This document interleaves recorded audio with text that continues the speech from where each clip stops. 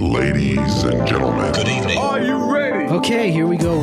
You're listening to the Deal Room Podcast. Join us as we bring you the inside scoop on business sales and acquisitions. Get across trends in the area and hear the industry's best recount their real-life tips, traps, and experiences. Now, here's your host, Joanna Oakey.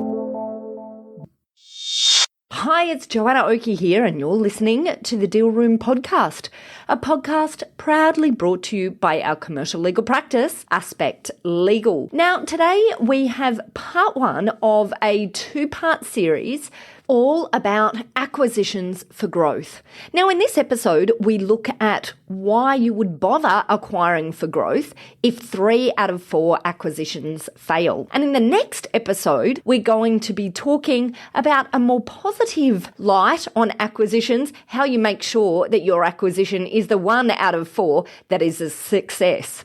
So today, to talk about this, we have on board Marc Johnstone from Shirlaws Group. Marc is an absolute powerhouse of information, and in this episode, we really drill into what it is that make acquisitions fail and what the statistics are saying about it all. This is a fabulous episode. I hope you enjoy listening to it as much as I enjoyed recording it. Well, here we go with Marc. Marc, thank you for coming on to the Deal Room Podcast again. It's fabulous having you on for a second time. My pleasure, and thank you again, Joanna and your team, and good morning or good afternoon, everyone, depending on which time of the day When it is you're listening to this, that's it. That's the beauty of podcasting. It could be any time, all over the globe. Actually, interestingly, we do have random listeners from all over the globe, so who knows where you are, but good morning, afternoon to you. That yes, maybe my second cousins somewhere around the world. Now, Marc, I wanted to have you back on again because I really, really enjoyed our first discussion. In our show notes, I can't even remember what the number was of the podcast episode. So if you're listening in now, make sure after you've listened to this episode, you go check out the show notes because we'll be linking straight through to the other podcast that Marc and I chatted on. But today we're talking all about the concept of growth via acquisition. So acquisition is an alternative to organic growth. So, Marc, why are we talking about this? Why acquisitions? And maybe just quickly for people who haven't listened to the first episode or maybe have forgotten, how about you just give us a quick rundown of who you are and your background? Yeah, look, great. Thank you, Joanna. Look, our company, Shirlaws Group, we advise SMEs on how to grow their companies, either organically or via acquisition, because when you think of growth, acquisition is one mode or one opportunity, but there are also other ways in which a company can grow its revenue and its share price, and one of those is organic. So we work with SMEs and their advisors. So we work closely with their lawyers and their accountants and their financial advisors as well to actually identify what is the right growth path. Is it a combination of organic and acquisition only, or organic? And one of the first things we start with is a statistic from the mid-market, which was a study McKinsey and Company did in the 1980s, which identified that 77% of mergers and acquisitions fail. So if we just start with why are you doing this when 3 out of 4 deals don't work? Yeah. And it's not because the McKinsey guys or the accountant or the business got the spreadsheets wrong. When you're looking to merge 2 companies or one company to acquire a number, a lot of times is correctly spent on doing the numbers to make sure you get the benefits of that.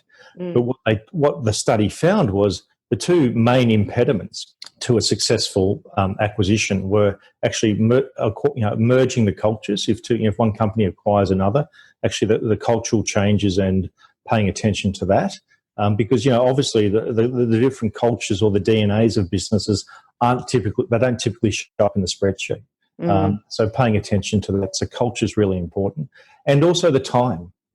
And that's the time to have the deal work, because if you don't give an acquisition enough time to be successful, well, you don't get the returns. So if you're looking for a 200% share price increase as a return, well, if that's going to take 3 years, but you've only got the cash flow or the capital for 18 months to do it, well, the opportunity doesn't get baked in enough. So the 2 main reasons were culture and time. But if we just step back from that and say, well, 3 out of 4 acquisitions or mergers don't actually work, why are we doing this, and what are the other alternatives? So, and before we look at that question, can I just dig into what it means for an acquisition to not work, in inverted commas, to fail? Because I hear lots of figures bandied about, and I'm always interested in the concept of, well, what does fail versus success mean? And I look at that. And I ask that because so many businesses we deal with initially might come in without a clear picture of what success or failure means at the end of the day as well. So, do you have any thoughts on that? Yeah, firstly, that's a great question, Joanna, because it's actually not particularly well articulated. So quite often we'll see, well, we'll make 1 + 1 = 4. So a company will acquire another company, and those 2 entities, one being 1 each, will make 1 + 1 = 4. But what we often see is that 1 + 1 only equals 1.2, because it takes too long to embed. Staff turnover is a critical issue that leads to failure. Customers go away as well, so staff turnover happens. Customers leave because they don't like the new acquiring entity, et cetera, et cetera. They may have conflicts. So what people don't articulate accurately is success. They kind of have an idea of it, and it's typically numbers based, but they don't typically have KPIs around staff turnover, all the other customer retention. But but where your question is really prescient is they don't articulate failure well, which is at what point will we know that this isn't going to work, and what's our plan B? What's our parachute option if it doesn't work? Because ultimately, without strong corporate governance, i.e. at the board level, but also at the advisory board level and at the advisor level, by actually not introducing failure. So one of the things we'll do with a client is actually talk about failure in advance of the deal happening, because it's much easier to talk about the failure milestones of, if we don't get the returns at 6 months or at this point, we don't get that milestone-based return, what is our plan B? What's our parachute option to keep the business? Because ultimately the key to successful business is to stay in business. And if you're at risk of failing, that means all the hard work from all the folks in the company, comes to nothing. So it's really important to articulate failure in advance, because when you're actually failing, it's much harder to have a grounded conversation without the heat of failing. So it's like if you were on an airplane today and a red light went off, you would hope your pilot is trained to respond a certain way. And I use that word respond because a pilot is trained to respond a certain way if something happens. It's just like a surgeon is. What we often see in business is a red light goes off or something happens and we panic. We react to it. We don't respond and say, oh, this is going on. We didn't anticipate this. And we go into a frantic mode of what do we do? And we typically, we use phrases like we'll circle the wagons and all that corporate sort of bingo terminology that we call it. And what it actually doesn't, what it just creates is that continuation of the spinning of the wheels. So actually articulating what failure looks like critically, is important, because when we can see those potential failures occurring, in the next 3 to 6 months, we can actually take proactive actions to address those. We can typically, maybe tap more capital, get more debt. But once, it's 6 months down the track and that red light's flashing really strongly, it's hard to get investment. You do what's typically called a down round in Silicon Valley, which is you raise money at a value lower than you did last time, or you raise money at a value lower than what you think the company's worth, or you get, you have to get debt at a much higher price, so that, it's a couple 200, 300 basis points above us, what you can afford. And, we just think of, Australia's just gone into a recession this week. And back, in 1990, the prime interest rate was 21%. What that meant is if you're a company and you've got debt, 25% of that was, that was the interest rate. So if your margin was 30% as a company, you were paying 25% of that to the bank first before you could run your business. So the impacts of that mean that we actually don't articulate failure. And one of the other problems we have in Australia is, in the United States, failure is seen as a badge of honour.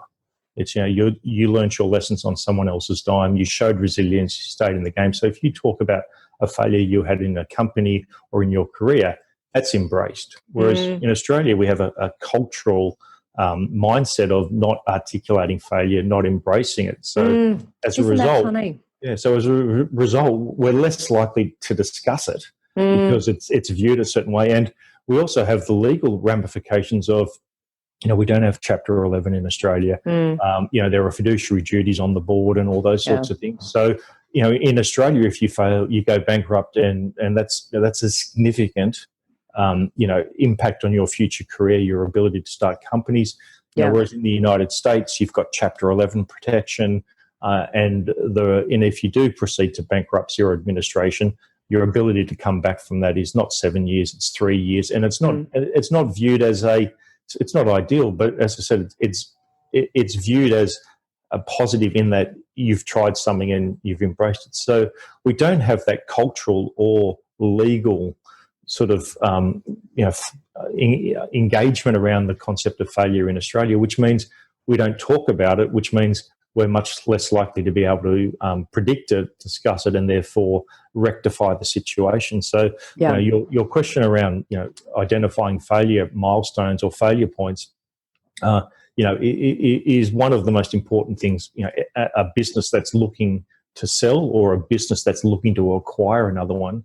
And one of the things when we talk to an acquiring company, when we're doing what's called buy-side due diligence on the company they're looking to acquire, is we actually look for failures. Have they actually dealt with failures in their business? Have they actually released a product 4 years ago that didn't get the returns and they nipped it in the bud after 6 months because that was the agreed failure point, and they learned something from it, or they evolved their business model? In Silicon Valley, they call it pivoting. And what pivoting means is you made a mistake and you learned something from it and you pivoted your business. Well, there's a lot of people who are learning what pivot means right at the moment, isn't there, Mark? And pivot's going to become one of those corporate bingo words as well.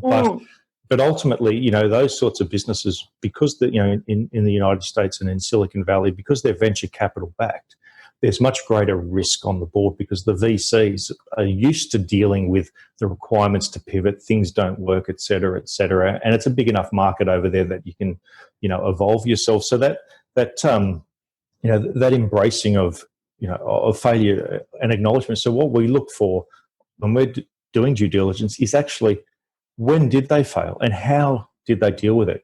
Did they actually cut the product or the new office? So it'll be things like we released a new product, or we opened a new office here, or we tried something else. And we'll actually say, well, in the strategic documents, was there actually a conversation around, as you rightly asked, what does failure look like? So few people talk about that. I just what a novel perspective. I absolutely love it. It's really a really interesting take on what you're looking for in DD as well, because quite often DD can look quite mechanical, but what you're talking about here is digging further, Yeah. And also, if you're the company looking to be acquired, actually not leading with that, but talking about that as well, because if the business is, always, said we've never made a mistake and we've always been successful, they're either lucky or lying.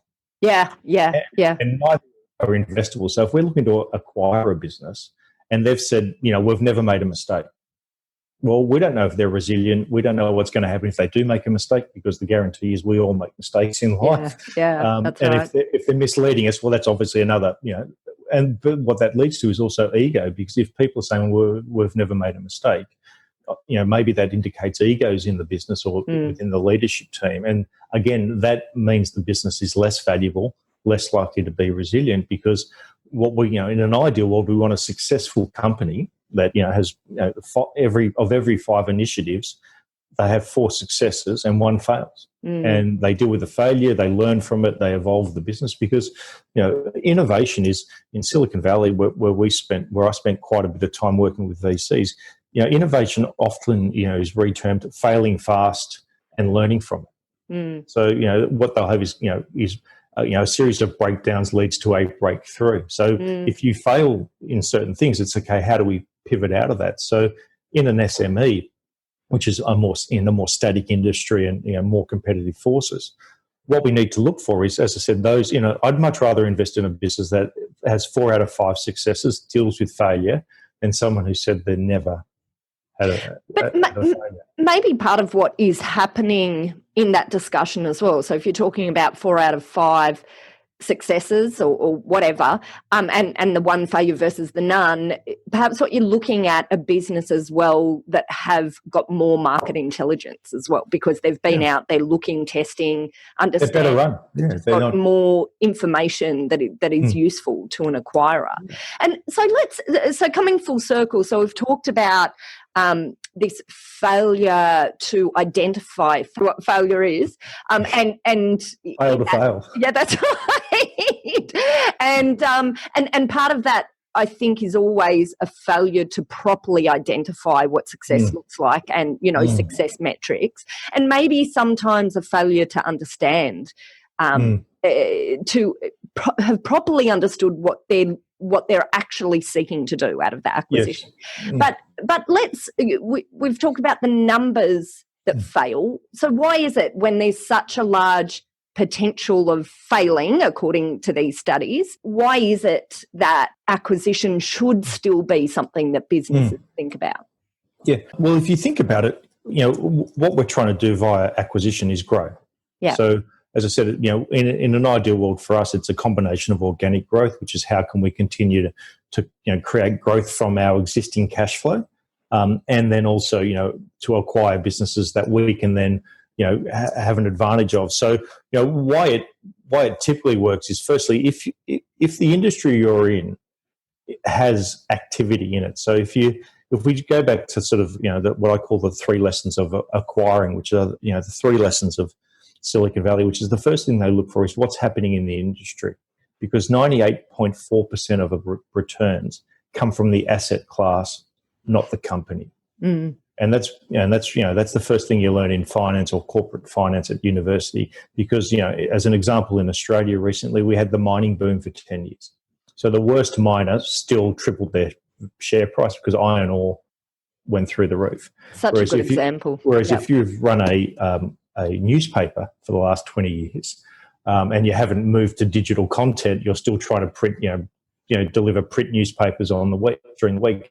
Doesn't matter how good your business is, your industry is in decline, which means there's less value attached to their share price. So the golden rule is what's happening in the industry, because if the industry is in growth mode, that's where the opportunity is, because the rising tide will lift all boats. So where acquisition can help is, firstly, if that industry is in decline, well, that's when private equity enter your industry.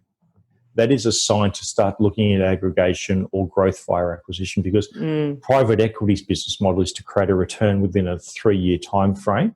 And what they typically do is buy underperforming businesses, or businesses that, the owners have hit what we call the second brick wall, and they're disillusioned. And they look back at the good old days and say, when we had half the staff and twice the money with 40 people in our office at French's Forest, we now have 120 people down at Brookvale, and we're not making any money. So what private equity do is typically, implement the private equity formula, which is to buy it at, pennies on the pound for you, bring their guys into it, change the business around, restructure it, and then grow via acquisition. So when private equity enters the industry you're in, and at the top of the segment, if you're an SME a couple of segments down, and if we just look at every industry, for the accountants on the podcast today, the tier 1 guys are KPMG, PwC, EY, and Deloitte, and then there's the second tier guys who are Crowe Horwath, etc., BDO Seidman, and there's 9 of those around the world, and then there's the third tier and the fourth tier.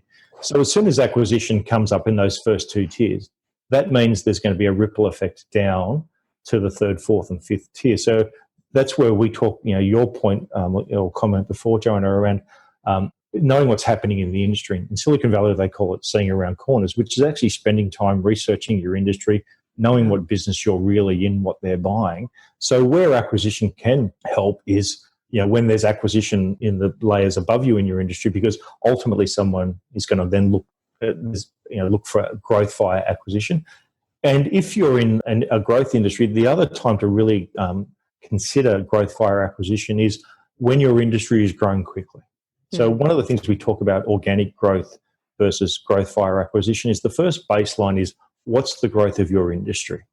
And if the industry growth is 10%, then your performance should be adjusted against that. So if you've grown at 8%, you've actually underperformed the industry. Yeah. If you've grown at 20%, etc. So in our industry, which we've been in for 20 years, the business, the SME coaching industry, our industry grows at 25%. And so our baseline is 20%. So for our first 10 years, we grew at 50% per annum, which meant we were able to double the industry average. And we didn't actually grow via acquisition, we grew organically. But if you were looking to take advantage of that industry, well, when the industry has high growth rates, sometimes you can't keep up organically. So growing via acquisition, it's like the arms race or it's like a gold rush. If they open up a bit of land where there's gold, your job is to put as many stakes down as quickly as possible. And the property developers on the call will know, when you get a slice of land rezoned, it's a foot race to get as many as you can and to use debt. So when the industry has high growth, that's when growth via acquisition allows you to keep up and keep ahead of that. And you can see that in all sorts of industries. The time management industry at the moment, there's a company called Kronos out of the United States that is backed by one of the large private equity firms globally. And you can just go to their website and they have said, our strategy for Kronos is to grow via acquisition. So we had a client who was 2 tiers below Kronos, who was doing $13 million revenue at the time. And we said, well, let's position ourselves for acquisition, and we're able to do some certain things. We grew the business to $25 million revenue organically. They were then able to raise $25 million at a $75 million valuation, which was 3 times revenue and about 12 times profit, purely because the private equity firm had publicly stated on Kronos' website, this is how we'll tap out the organic growth via these strategies. And then in 3 years' time, we'll need to grow via acquisition. Yeah. So just understanding or researching your industry, understanding what's happening around you and below you and on either side of you, looking at what's happening with your competitors. And one of the things, and we'll come back to that in a second, the competitors, but one of the things we're talking about here is the larger SMEs. Let's talk about the smaller SMEs. Let's talk about an SME that maybe is 1 or 2 million turnover. What of these indicators are things for them as well? So, at that size, they're not necessarily looking at taking over the market, taking over the industry, but growth via acquisition can still be a really useful, can be a useful and a quicker method of getting growth than simply organic growth. What's your thoughts for them? Yeah, look, and there's probably there's 2 relevant case studies here. So we worked with a CBD-based accounting firm that was doing $1.5 million revenue, and we started chatting to them in 2014, and they wanted to grow via acquisition. So they actually wanted to buy accounting firms to get a certain amount of revenue, because at a $12 million revenue number, that just changed the segment, the segment of the market they were in, and therefore the multiplier on their revenue would be worth more, and they could sell more products to their clients. And importantly, the 100% owner at the time was very entrepreneurial. So he did have an accounting degree, but he didn't do any accounting work. And he employed really good accountants to do that. So he saw the business very entrepreneurially. And what we actually said to him was, well, we can actually get you to $3 million through organic growth via, redeploying your time differently as opposed to just acquiring and then trying to, digest it. Why don't we get you to 3 million first organically, and then acquire smaller firms doing that 1.2 and showing them how to get to 3. So what we talk to our clients about is, do you have a portfolio mindset? Because if you're looking to grow your firm via acquisition, well, firstly, optimize it first to its maximum level, and then use that formula to buy other businesses. Because if 2 $1.2 million firms merge to create a $2.4 million firm, there's no uplift there. It's a lot of work for doubling. But ultimately, if you're at 60% efficiency and they're at 60% efficiency, as soon as you merge, you're at 36%, 0.6 times 0.6, which is why 77% of them fail, because takes too long to integrate. Whereas if you optimize your business to 3 and then bring 4 $1.2 million firms into the mix, well, all of a sudden you've got $8 million of revenue to play with. And I use the word play with in a deliberate way, because that gives you enough upside to give you the time to bake in the integration of those other firms. So when you think about growing, it's about saying, well, let's get ourselves to a big enough point where we can still be the major player or have control or be the dominant force, but also have enough, because the problem with just acquiring one firm is it's like if you only add one person to your sales team and there's only 2 people in your team, you add one. If he or she fails, the cost of training, et cetera, you're at risk. Whereas if you hire 4 salespeople on commission and 2 of them work, well, you'll get the uplift and you'll get another $1 million in revenue. So it's the same when acquiring a firm. Those 4 businesses doing 1.2 million each, if 2 of them work and we get them to 3, well, we've got a successful transaction and a successful acquisition strategy. If we don't have enough, because 2 might fail, that's why we need to get coverage and to de-risk it. So, and managing the acquisition of 4 firms is almost the same amount of work as managing the acquisition of 1 or 2. Yeah. It's the same with restaurant formulas. 1 restaurant, 4 restaurants, or 12, you make money. With 2 or 3 restaurants, you lose money because you've got too much, running around doing everything and not enough revenue. So when looking to grow via acquisition, often we sit there and say, well, let's optimize it first to get big enough and then bring smaller businesses in where they can actually see that uplift, because that acquiring business that is at 1.2, if you can show them how to get to 2.4, well, there's enough share price growth for all the participants, as opposed to, because one of the risks when acquiring is the company you're acquiring, the cultural view is often, well, we're now acquiring you, you've got to, it's my way or the highway, which ultimately leads to mistakes. As another example, at the other end, an old client of ours, that's an accounting firm, merged with another accounting firm. They were both $4 million firms at the time.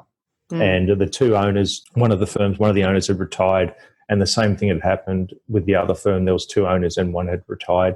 So the 2 residual owners of each firm sat down and said, okay, well, let's merge together. And they were both in the local market on the northern beaches of Sydney.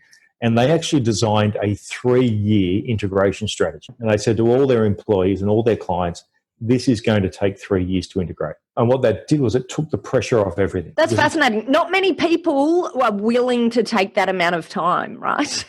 Yeah, that's the key thing. Right? That's why only 1 in 4 are successful, because you've actually got to deal with the reality of the situation, which is, there's the cultural integration. It's just like building a house or building a road. Things take twice as long and cost twice as much. So one of our rules when looking for acquiring is halve the assumptions in your revenue projections and double the time it's going to take. And it's interesting that you're mentioning all of this. I've spoken to many accounting practices on this in this podcast, and I'm just thinking at the moment of one.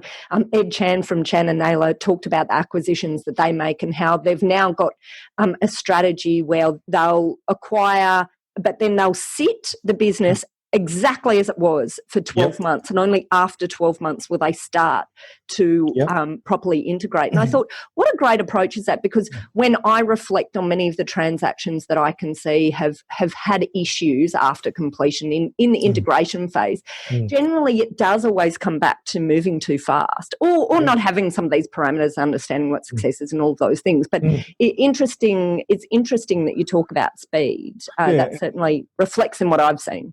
And the reason why people move too fast, in inverted commas, is because when they do the spreadsheets, they go, well, we've got 18 months to make this work.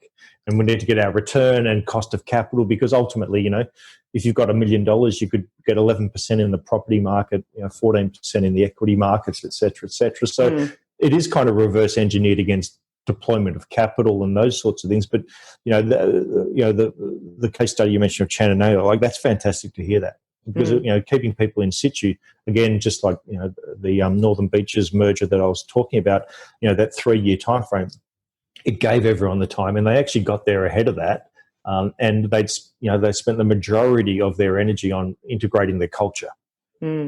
because that was the key. Because, as soon as people are sticky to the business and the new business, that works really well. So, it's the capital component. And when I hear a case study of someone just saying, well, let's just stay where you are for a year, that's music to my ears. And, in a larger, well-known, I suppose, merger, when Pricewaterhouse merged with Coopers and Lybrand 20 years ago now, we were coaching PwC on the west coast of the United States. And when I first started coaching them, all the partners would introduce themselves as, I'm Bill Smith, I'm ex-CNL, I'm John Smith, I'm ex-PW. And I was kind of coached them in this room in this beautiful boardroom in LA, overlooking the whole city. And I'm sitting there going, that's not going to work, guys. You have to introduce yourself as PwC. But then I got in the lift with someone who was a junior, a graduate accountant, and I said, and we're just chatting. I said, well, which one are you from, PW or CNL? And they looked at me and said, neither. I've just joined PwC.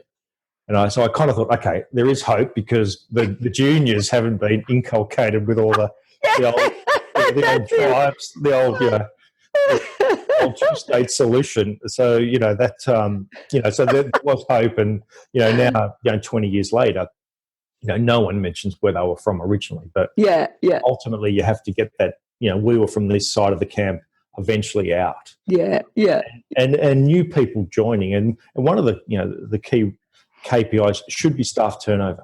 One of the most important things to focus on is retention of staff. Yeah, right. Via culture and giving that time, because if you retain staff, you'll retain clients. Because as soon as there's staff turnover, the cost of a key staff member leaving is twice their salary. So one of the great Gartner studies was if you have a $125,000 a year staff member, the cost to them of your business of leaving is $250,000 that year. So if you're a business of 20 people and 4 staff leave, it's almost it's a significant impact on the business. So working on retaining staff, but then also acquiring new staff who don't have any history, so to speak, in that Coopers and Lybrand and PW example, means that the new firm or the new company just is that new company. And again, right now at PwC, there's a huge majority of people out there that don't know it was Coopers and Lybrand and PW 20 years ago. Our accountants on the call will obviously know that, but same with and Deloitte. So EY used to be Arthur Young and Ernst & Winnie, I think, from memory back in the day. So then they merged, etc. So that retention of staff, but attraction of new staff is key. But the time, focusing on culture and giving everyone enough time to make it work. Because as soon as you put an artificial time limit on human beings, we don't respond well under pressure.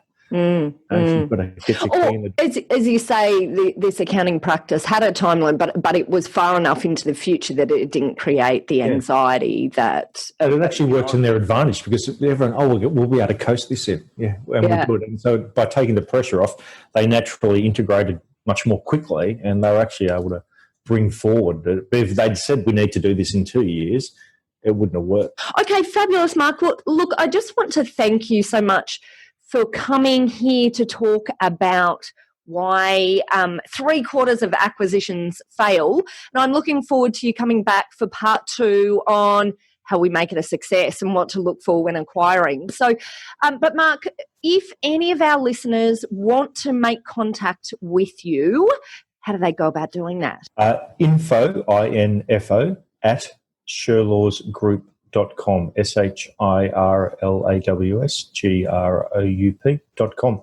Excellent. And of course, as always, we'll put links to that in our show notes and on our website. Mark, absolutely loved it. I'm really looking forward to having you back for part 2. Yeah, thanks for having me. Well, that's it for part 1 of our 2-part series all about acquisitions for growth. And of course, in this episode, we talked about why it is that you might acquire for growth if 3 out of 4 acquisitions fail. And I'd love you to come back to our next episode, which is also with Marc, where we dig into why is it that if 3 out of 4 acquisitions fail, you would still want to decide to go down the path of an acquisition. How do you become the 1 out of 4 that makes the acquisition a rip-roaring success? So in our next episode, that's what Marc and I dig into. But for now, if you would like more information about what Marc and I were speaking about today, or in fact, if you'd like to download a transcript, then all you have to do is head over to our website at thedealroompodcast.com or check out the show notes of this podcast on your podcast player. There you'll be able to find out how to contact Marc Johnstone at Shirlaws Group if you would like some assistance in getting yourself ready for the strategy of an acquisition. There you'll also be able to find out details of how to contact our legals at Aspect Legal if you or your clients are looking at building up for an acquisition for growth, or indeed if you're looking at building for exit and want to understand the best way from a legal perspective to approach this. Well, look, I hope you enjoyed this episode, and make sure you hit subscribe on your favorite podcast player so you can come back and join us in part 2, which is the more upbeat part of this 2-part series, where we talk about what to do to make your acquisitions a success rather than this statistic of the 3 in 4 failures in acquisitions. All right. Well, look, thanks again for listening here at the Deal Room podcast. You have, of course, been listening to Joanna Oakey, and our podcast has been very proudly brought to us by our commercial legal practice, Aspect Legal. See you next time.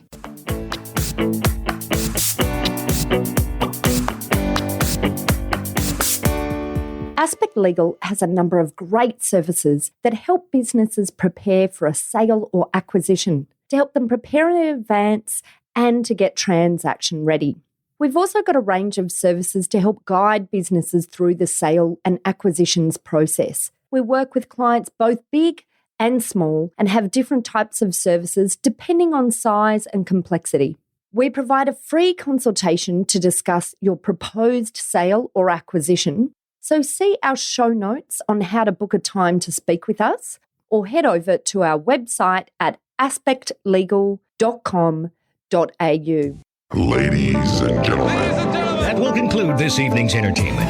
Thanks for listening to the Deal Room podcast. To find out more about this episode and other episodes in the series, check out the show notes or head over to our website at thedealroompodcast.com.au.